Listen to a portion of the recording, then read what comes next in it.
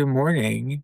I was thinking of something. So, when it comes to mental health, we need to be aware of the current economic and sociological realities of the time. And for Gen Z, right now, gas prices are extremely high, groceries are high, everything is just expensive now. And finding a job, even like just a regular entry level job, even a regular cashier job is extremely hard to find right now, and my friends are struggling. And I think that causes a lot of like anxiety in a sense of like wanting to disassociate from the current reality.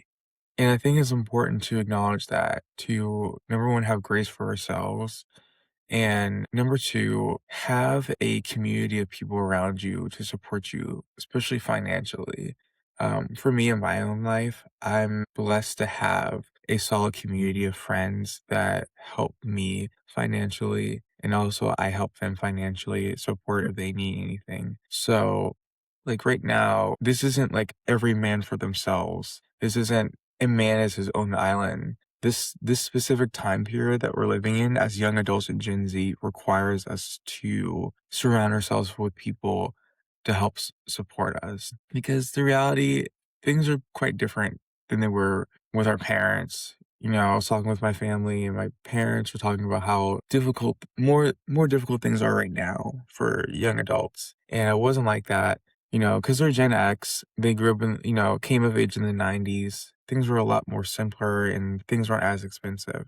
But this isn't to compare generations. This is to say, to acknowledge the reality of what it is like to be a young adult right now, and it's quite difficult financially.